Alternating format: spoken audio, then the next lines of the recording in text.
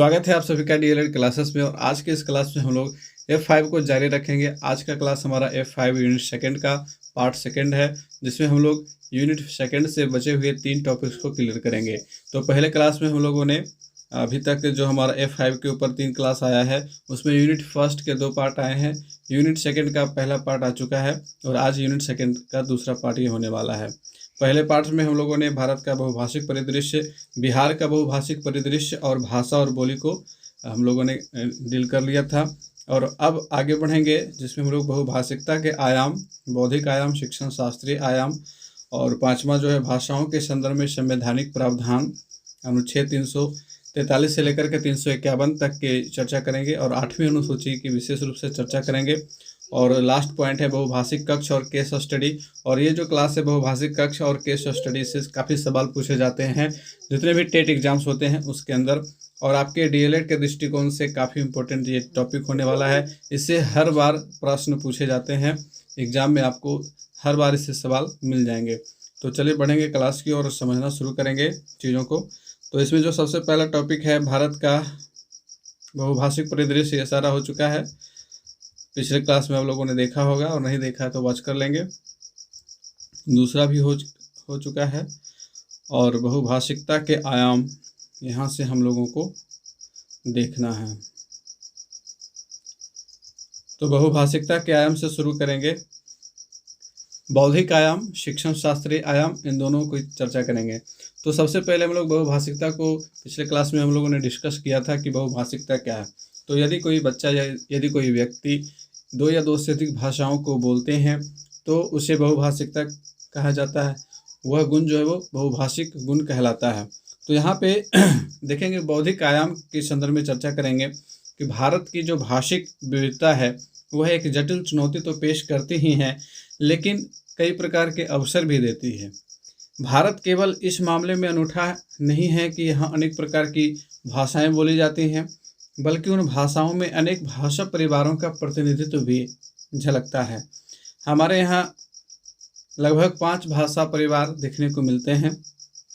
दुनिया के और किसी भी देश में 5 भाषा परिवारों की भाषाएं नहीं पाई जाती हैं। संरचना के स्तर पर वे इतनी भिन्न हैं कि उन्हें विभिन्न भाषा परिवारों में वर्गीकृत किया जा सकता है, जिनके नाम है Indo Aryan, Dravid, Austro Asiatic, तिब्बती बर्मन और अंडमानी। ये 5 भाषा समूह की परिवारें हमारे देश में पाई जाती हैं और इनके बोलने वाले लोग हमारे देश के अंदर पाए जाते हैं। ये भाषाएं आपस में संवाद भी करती हैं, अर्थात एक दूसरे से इंटरेक्शन होता है। देश में लोग एक कोने से दूसरे कोने तक जाते हैं, विभिन्न प्रकार के कार्य करते हैं, तो उस दौरान एक व्यक्ति अपने साथ कई भाषा अनुभव लेकर के आता है। तो अनेक भाषिक और सामाजिक भाषिक विशेषताएं ऐसी हैं जो सभी भाषाओं में समान रूप से पाई जाती हैं। यह इस बात का सबूत है कि भारत में विभिन्न भाषाएं और संस्कृतियां सदियों से एक दूसरे को समृद्ध करती आ रही हैं। ऐसा नहीं कि बहुभाषिकता हमारे यहाँ एक बाधा के तौर पर है, या इसे हम एक बच्चों के लिए कठिनाई के रूप में देख सकते हैं। ऐसा बिल्कुल नहीं है। बहुभाषिकता हमारी एक ताकत है। पिछले क्लास में भी हम लोगों ने इसके ऊपर डिस्कस किया था। अब शिक्षण शास्त्रीय आयाम को समझ लें। बहुभाषिकता के संदर्भ में हुए अध्ययनों ने यह साबित कर दिया है कि जो बच्चे सीखने के दौरान एक से अधिक भाषाओं में कुशलता का विस्तार करते हैं, उनमें सीखने की प्रक्रिया के साथ ही रचनात्मकता और सामाजिक सहिष्णुता जैसे गुणों का बेहतरीन विकास होता है। एक से अधिक भाषाओं का सीखना हमारे यहाँ बिल्कुल स्वाभाविक है, सहज है। क्षेत्रीय भाषाओं को तो बच्चे बोलते ही हैं, साथ ही हिंदी को भी बोलते हैं। तो द्विभाषिकता तो यहाँ आम बात हो गई कि छोटे छोटे बच्चों में द्विभाषिकता होती है। फिर जब वे स्कूल जाना शुरू करते हैं, बहुत सारे अंग्रेजी के शब्दों को, अंग्रेजी के वाक्यों को बोलना सीखते हैं, तो उनमें बहुभाषिकता के गुण आ ही जाते हैं। तो यहाँ हमारे यहाँ देखने को मिलता है कि बच्चों में रचनात्मक गुणों का बेहतर विकास होता है बहुभाषिकता की मदद से। अब एक त्रिभाषा सूत्र की चर्चा करेंगे, और त्रिभाषा सूत्र हमारे शिक्षा नीति की देन है। बहुभाषिकता से जुड़ा यह मसला है त्रिभाषा सूत्र। अनेक शिक्षा आयोग ने इसे लागू करने की सिफारिश की। 1968 की जो सबसे पहले शिक्षा नीति आई थी, उसके अनुसार 3 भाषाओं को लागू करने की पेशकश की गई थी। और प्रथम भाषा के रूप में स्कूल में पहली भाषा जो पढ़ाई जाए वह मातृभाषा या क्षेत्रीय भाषा हो। तो मातृभाषा के तौर पर जितने भी हिंदी प्रदेश हैं वहाँ हिंदी को रखा गया। और द्वितीय भाषा, हिंदी भाषी राज्यों में द्वितीय भाषा कोई भी अन्य आधुनिक भाषा हो या अंग्रेजी, ठीक है। जो हिंदी भाषी राज्य होंगे जहाँ पे प्रथम भाषा के रूप में हिंदी हो जाएगी, वहाँ द्वितीय भाषा के रूप में इंग्लिश या फिर अन्य कोई आधुनिक भारतीय भाषा होगी। और जो गैर हिंदी भाषी राज्य हैं जहाँ हिंदी नहीं बोली जाती है, वहाँ पे द्वितीय भाषा के रूप में हिंदी या फिर अंग्रेजी होगी। और तृतीय भाषा क्या होगी? तो हिंदी भाषी राज्यों में तीसरी भाषा अंग्रेजी होगी या फिर एक आधुनिक भारतीय भाषा जो द्वितीय भाषा के रूप में ना पढ़ी जा रही हो।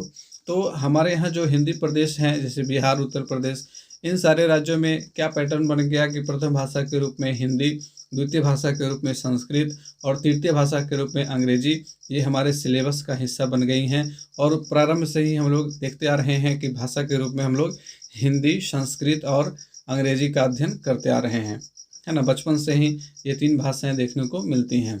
क्लास 6 से अब संस्कृत को शुरू किया जाता है। पुराने समय में अंग्रेजी का इंट्रोडक्शन भी क्लास 6 से ही होता था। बहुत सारे लोग जो पुराने समय में पढ़े हुए हैं वो क्लास 6 से ही this is a pen, this is a ball, this is a bat पढ़ा करते थे।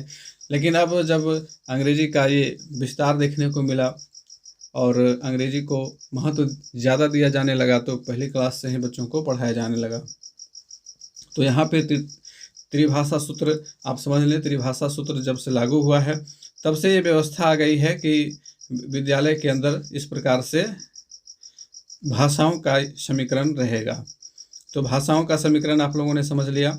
और राष्ट्रीय शिक्षा नीति क्या कहती है? राष्ट्रीय शिक्षा नीति 2020 के अनुसार प्राथमिक कक्षाओं में मातृभाषा में शिक्षण का समर्थन करती है। राष्ट्रीय शिक्षा नीति 2020 जब से आई है तो उसमें बिल्कुल स्पष्ट उल्लिखित है कि जो भी प्राथमिक कक्षाएं होंगी, कम से कम 1 to 5 की जो क्लासेस होंगी वो मातृभाषा में या फिर जो बच्चों की क्षेत्रीय भाषा है जिसमें वे सबसे ज़्यादा चीज़ों को समझते हैं उसमें होगी। तो इस पॉइंट को भी आप याद रखेंगे। राष्ट्रीय शिक्षा नीति 2020 भी प्राथमिक कक्षाओं में मातृभाषा में शिक्षण का समर्थन करती है। और ये टॉपिक जो है वो सीटेट के अंदर पूछा जा चुका है, इसलिए मैंने इस टॉपिक को शामिल किया है यहाँ पे। अब अगला टॉपिक है कि भाषाओं के संदर्भ में जो संवैधानिक प्रावधान किए गए अनुच्छेद 343 से लेकर के अनुच्छेद 351 के बीच हमारे संविधान के अंदर भाषाओं से संबंधित जितने भी नियम कानून हैं वो सारे देखने को मिलते हैं। और साथ ही 8वीं अनुसूची को समझेंगे।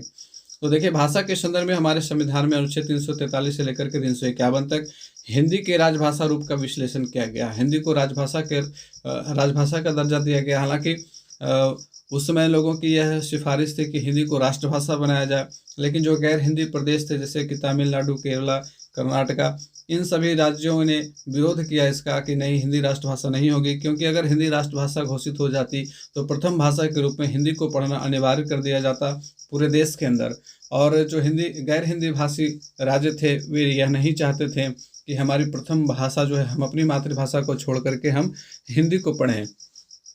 तो इस वजह से विरोध किया गया और विरोध को देखते हुए हिंदी को राजभाषा बनाने का निर्णय लिया गया। और राजभाषा का तात्पर्य था कि जो भी राज्य स्वेच्छा से हिंदी को अपनी राजभाषा बनाना चाहते हैं वो बना सकते हैं। और इसका यह प्रभाव हुआ कि जो भी उत्तर भारत के राज्य थे वहाँ अधिकांश राज्यों ने हिंदी को राजभाषा का दर्जा दिया। बाकी दक्षिण में जो अपनी वहाँ की जो भाषाएं थी उन लोगों ने वहाँ अपनी भाषा को राजभाषा का दर्जा दिया। उसी प्रकार से पूर्वोत्तर के राज्यों में भी वहाँ अपने अपने जो वहाँ के लोग जिस भाषा का सबसे ज़्यादा इस्तेमाल करते थे उन भाषाओं को राजभाषा का दर्जा दिया गया। ठीक है। तो भारतीय संविधान ने इस बात को सुनिश्चित किया है कि विभिन्न अभिव्यक्तियों भाषाओं को समुचित स्थान मिले। ऐसा ना हो कि भाषा के आधार पर हमारे देश का विभाजन हो जाए, एक नई समस्या खड़ी हो जाए। इसी सब को देखते हुए हिंदी को राष्ट्रभाषा नहीं बनाया गया था।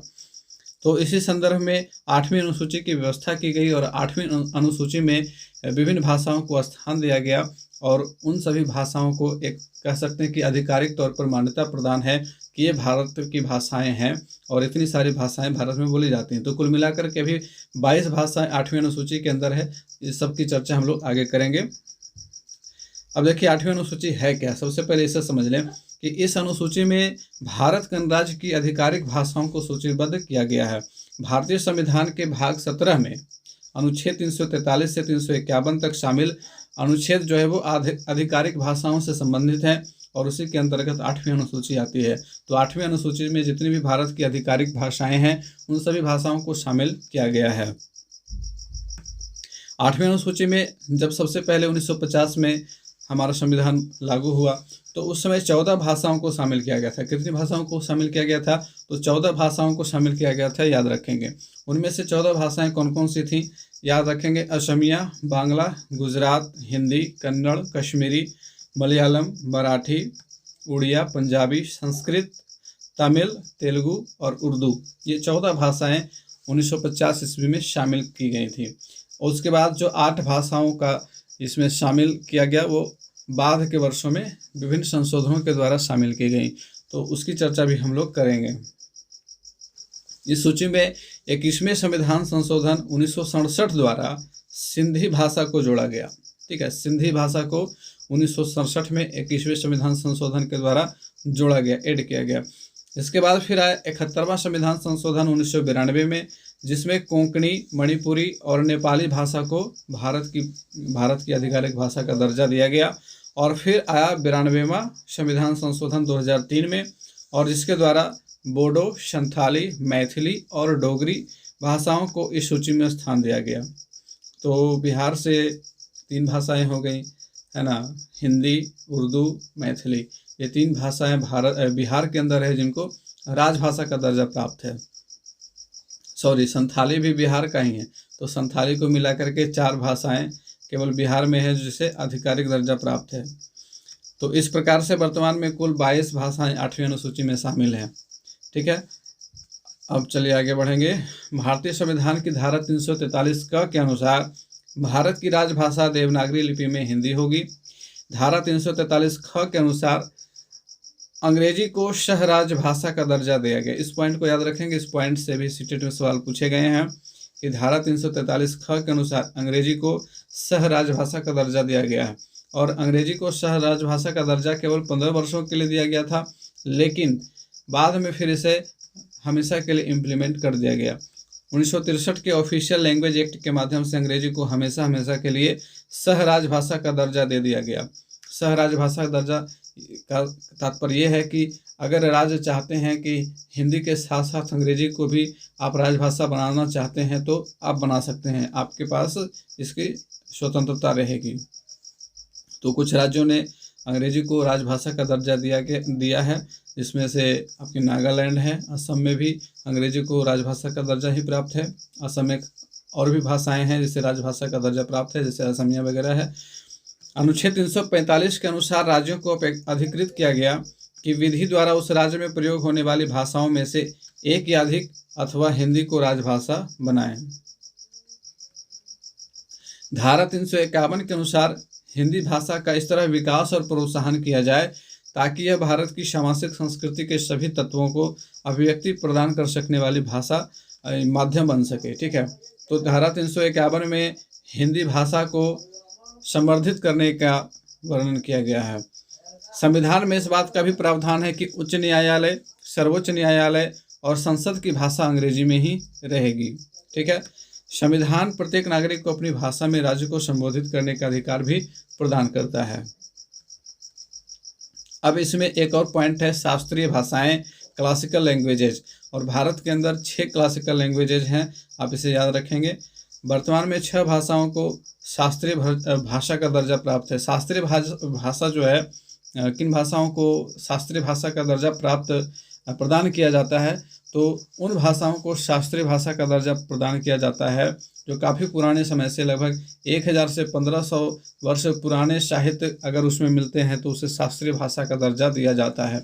यानी कि 1500 से पहले अगर उस भाषा का अस्तित्व था, उस भाषा का साहित्य मौजूद था और अभी भी वर्तमान में उस भाषा को बोलने वाले लोग मौजूद हैं, वह भाषा अभी भी जीवित है, तो उस भाषा को शास्त्रीय भाषा का दर्जा दिया जाता है। तो इसमें से सबसे पहले 2004 में तमिल को घोषित किया गया, फिर 2005 में संस्कृत को घोषित किया गया, 2008 में कन्नड़ को, 2008 में ही तेलुगु को, 2013 में मलयालम को और 2014 में उड़िया भाषा को शास्त्रीय भाषा का दर्जा दिया गया है। ये सभी शास्त्रीय भाषाएं संविधान की 8वीं अनुसूची में सूचीबद्ध हैं। तो इस प्रकार से हमारा यहाँ पे चौथा टॉपिक कंप्लीट होता है। अब बढ़ेंगे 6ठे टॉपिक की ओर, बहुभाषिक कक्ष और केस स्टडी। ठीक है, 5 टॉपिक क्लियर हो चुके हैं और ये लास्ट टॉपिक आ गया है, बहुभाषिक कक्ष और केस स्टडी। अब देखिए बहुभाषिक कक्ष का तात्पर्य क्या है। एक विद्यालय के अंदर विभिन्न प्रकार के बच्चे आते हैं, अलग अलग पारिवारिक पृष्ठभूमि से बच्चे आते हैं। तो कक्षा संवाद और सीखना, वहाँ पे ये सबसे पहला इम्प्लीमेंटेशन होता है बच्चों के ऊपर। जो बच्चे अलग अलग बैकग्राउंड से आ रहे हैं वे एक कक्षा में बैठते हैं, तो वहाँ पे जो कक्षा संवाद होता है बच्चों का बच्चों से, शिक्षक का बच्चों से, बच्चों का शिक्षक से, तो वह किस भाषा में स्थान ग्रहण करता है, क्या बच्चों की भाषाओं का सम्मान होता है या फिर बच्चों की भाषाओं का तिरस्कार होता है। ये सारा कुछ निर्भर करता है कि बच्चों का जो भाषाई क्षमता का विकास होगा वो किस प्रकार का होगा। तो कक्षा संवाद की प्रक्रिया की प्रभाविकता बातचीत पर आधारित होती है। वाइगोत्स्की के अनुसार संज्ञानात्मक विकास में बच्चों की भाषा एवं चिंतन एक महत्वपूर्ण साधन होता है।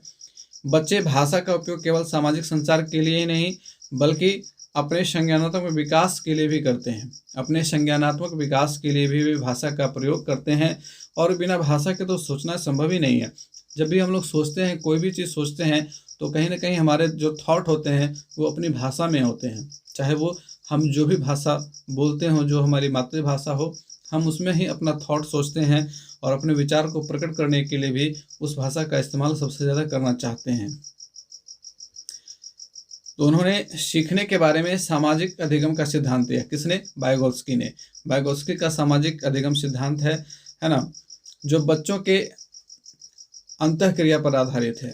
उनका मानना है कि बच्चे एकाकीपन में उतना नहीं सीखते जितना कि आपस में बातचीत, चर्चा, परिचर्चा इत्यादि के क्रम में अंतःक्रिया के द्वारा सीखते हैं। वाइगोत्स्की का सिद्धांत हम लोग आगे भी पढ़ेंगे और बहुत ही डिटेल से वाइगोत्स्की को पढ़ना काफ़ी ज़रूरी है, क्योंकि ये काफ़ी महत्वपूर्ण टॉपिक है। और वाइगोत्स्की काफ़ी महत्वपूर्ण मनोवैज्ञानिक रहे, शिक्षाविद रहे। इन्होंने जो सिद्धांत दिए वो काफ़ी ज़्यादा महत्वपूर्ण है और इनके सिद्धांत के आधार पर ही हमारे किताबों का सिलेबस, हमारे किताबों का प्रश्न उत्तर वगैरह रहता है।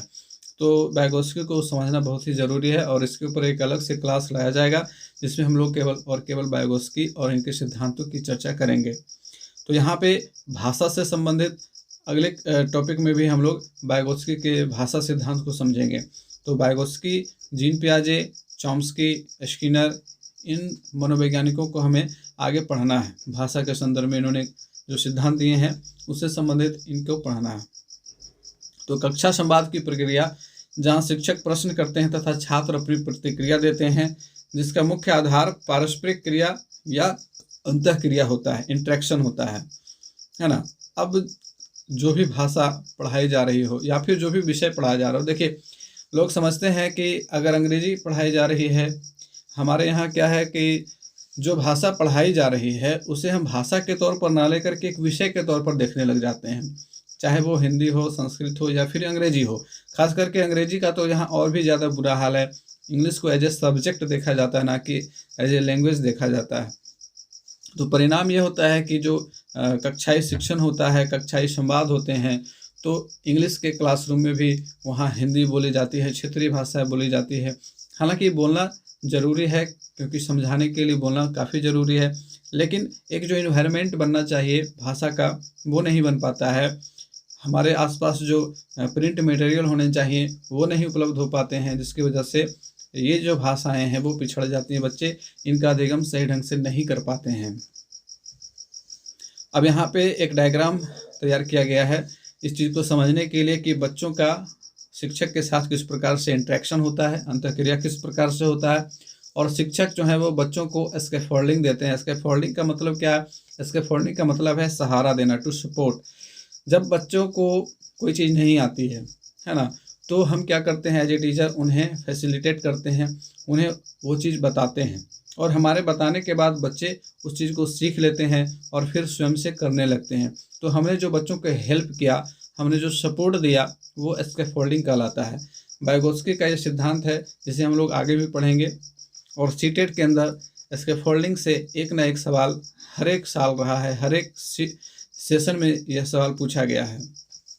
तो जो शिक्षक के प्रश्न होते हैं और बच्चों का जो रिस्पॉन्स होता है, ये इंटरेक्शन कहलाता है। और यहाँ पे बच्चे अगर किसी चीज़ में पिछड़ रहे हैं तो शिक्षक उसको स्कैफोल्डिंग देते हैं, यानी हेल्प करते हैं। और जिसके बाद बच्चों में इंटरप्रिटेशन का अटेंशन आता है, बच्चे उसे इंटरप्रेट कर पाते हैं। ठीक है, अपने आसपास से जो भी बच्चे हैं उनके साथ संवाद करते हैं, साथ ही शिक्षक को रिस्पॉन्स देते हैं, शिक्षक को अपना जवाब देते हैं। तो यहाँ पे सोशल डेवलपमेंट थ्योरी वाइगोत्स्की का दिया गया है। और यह जो है इंफॉर्मेशन प्रोसेसिंग थ्योरी है, यानी कि सूचना का प्रोसेसिंग हो रहा है, सूचना का प्रसंस्करण होता है। और यह सिद्धांत सोशल डेवलपमेंट सिद्धांत कहलाता है, यानी कि सामाजिक विकास अधिगम का सिद्धांत कहलाता है। और वाइगोत्स्की ने इस सिद्धांत को 1978 ईस्वी में दिया था। वाइगोत्स्की के सामाजिक अधिगम सिद्धांत के अंतर्गत समीपस्थ विकास का क्षेत्र, जिसे ZPD यानी कि जोन ऑफ प्रोक्सिमल डेवलपमेंट कहा जाता है, जहां ऐसे काम जो बच्चों की क्षमता के अनुरूप ना हो तभी किसी वयस्क या फिर अपने पीयर ग्रुप से या फिर शिक्षक की सहायता से वे उस काम को करने लग जाते हैं, तो बच्चों के सीखने के स्तर में विस्तार होता है। और जो क्षेत्र विस्तृत हो जाता है वह ZPD कहलाता है। आप इसे ऐसे समझ लें कि बच्चा जो है उसका सीखने का लेवल ये है, ये सर्किल उसके लेवल को दर्शा रहा है। अब वह किसी नई चीज़ को सीखना चाहता है। इसको एक सिंपल उदाहरण से समझते हैं। जैसे यदि कोई बच्चा है, वह जोड़ बनाना सीख रहा है, लेकिन वह 2 अंकों का जोड़ जिसमें बाकी रहता है, जमा रहता है, उसे वो नहीं कर पा रहा है। तो शिक्षक आते हैं, वो उसे समझाते हैं, समझाने के बाद वह उसे करने लग जाता है। तो अब जो है उसका लेवल बढ़ गया है ना। जब उसे स्कैफोल्डिंग मिला तो उसका लेवल बड़ा हो गया, उसका कॉग्निटिव लेवल बढ़ गया। तो इस बढ़े हुए लेवल को ही ZPD कहा जाता है, इस बढ़े हुए स्तर को ही ZPD कहा जाता है, यानी कि जोन ऑफ प्रोक्सिमल डेवलपमेंट। तो वाइगोत्स्की के अनुसार वयस्कों के साथ की गई अंतःक्रिया से बच्चों के संज्ञानात्मक विकास को मदद मिलती है। ठीक है, कक्ष में शिक्षण अधिगम प्रक्रिया के दरमियान शिक्षक आवश्यकता अनुसार एक सहारा प्रदान करते हैं, जिससे इसके फोल्डिंग कहा जाता है, जिससे बच्चे नए प्रकार के चिंतन करते समय उपयोग करते हैं, है ना। हम क्लास में जाकर के इसके फोल्डिंग ही तो देते हैं, जो भी चीज़ हमें पढ़ानी होती है तो एक तरह से हम बच्चों को क्या कर रहे हैं, तो इसके फोल्ड कर रहे हैं, उन्हें सहारा प्रदान कर रहे हैं, उन्हें हेल्प कर रहे हैं चीज़ों को समझने के लिए।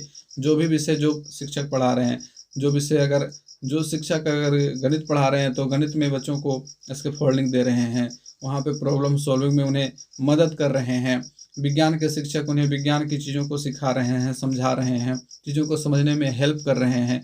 तो ये सारा जो सब्जेक्ट का सिलेबस हम पढ़ाते हैं, जो टीचर वो पढ़ा नहीं रहे, बल्कि हम बच्चों को इसके फोल्डिंग प्रदान कर रहे हैं। बच्चे के पास अपना अधिगम स्तर होता है, हम उनके लेवल को बढ़ा रहे होते हैं, और यही हमारा काम होता है एज ए टीचर। तो देखिए, कहता है कि आवश्यकता अनुसार एक सहारा प्रदान करते हैं, जिससे बच्चे नए प्रकार के चिंतन करते समय उपयोग करते हैं। बच्चों की भाषाई क्षमता की में अगर हमें वृद्धि लाना है तो यह आवश्यक है कि कोई समस्या या विषय को आपस में मिलकर हल करने या खोज करने का मौका दिया जाए, समूह कार्य हो सके, सामूहिक गतिविधियां हो सके, जिससे कि बच्चों में सामूहिक कार्य की भावना विकसित हो सके, और साथ ही साथ उनके जो भाषाई विकास हैं उनमें भी संवर्धन हो सके। संवाद का माध्यम बच्चों की अपनी भाषा हो। प्रारंभिक स्तर पर ये सुनिश्चित किया जाना चाहिए कि जो संवाद का माध्यम होगा वो बच्चों की अपनी भाषा होनी चाहिए, उनकी मातृभाषा होनी चाहिए, ताकि वे तर्कपूर्ण ढंग से सोच सकें और अपने विचारों की अभिव्यक्ति अच्छे से दे सकें। अगला पॉइंट है मस्तिष्क उद्वेलन की संभावना बनी रहे। मस्तिष्क उद्वेलन यानी ब्रेन स्टॉर्मिंग। ब्रेन स्टॉर्मिंग काफ़ी इंपॉर्टेंट पॉइंट है और इससे भी सवाल पूछे जाते रहे हैं। तो भाषा की कक्षा में ब्रेन स्टॉर्मिंग की संभावना बनी रहनी चाहिए, विचारों का विश्लेषण कर सके तथा अपना विचार प्रस्तुत कर सकें। शिक्षक बच्चे की सोच में विस्तार लाने में सहयोग प्रदान करें, बच्चों के संज्ञानात्मक कुशलताओं का विकास हो, आवश्यकता अनुसार बहुभाषिकता को बढ़ावा दी जाए और बच्चों के घर की भाषा का सम्मान किया जाए। तो ये सारे पॉइंट्स थे। अब आगे बढ़ेंगे। कक्षा संवाद की प्रकृति, नेचर ऑफ क्लासरूम डायलॉग। तो इसमें परंपरागत कक्षा संवाद, जो ट्रेडिशनल क्लासरूम डायलॉग होता चला रहा है, जहाँ पे शिक्षक जो है वो केंद्रीय भूमिका में रहते हैं और जो शिक्षक बोलते हैं बच्चे केवल उन्हें सुनने का काम करते हैं। तो कक्षागत संवाद, जहाँ शिक्षक ज़्यादा क्रियाशील होते हैं तथा छात्रगण श्रोता के रूप में होते हैं, परंपरागत कक्षा संवाद कहलाता है। इसमें एक तरफा संप्रेषण होता है, ठीक है, इसमें केवल एक तरफा संप्रेषण होता है, शिक्षक केवल बच्चों को बोल रहे होते हैं, बता रहे होते हैं। कक्षा संवाद की यह प्रकृति एक परंपरागत रूप में होती है, जिसे शांत कक्षा संवाद भी कहा जाता है, ठीक है। यहाँ पे जो शिक्षक होते हैं वो एक तरह से डिक्टेटरशिप के रूप में होते हैं, वे बच्चों को शांत करा करके रखते हैं कि केवल मैं जो बोलता हूँ वो सुनो। यहाँ छात्रों को कक्षा संवाद में भाग लेने का अवसर गौण हो जाता है। दूसरा है क्रियाशील कक्षा संवाद। क्रियाशील कक्षा संवाद में एक्टिविटी आधारित चीज़ें होती हैं। कक्षा संवाद की यह प्रकृति रचनात्मकता लिए होता है। इसमें शिक्षक छात्रों के समक्ष समस्या को सरल तरीके से प्रस्तुत करते हैं। और जो क्रियाशील कक्षा संवाद की विशेषताएं हैं उसे आप समझ लें।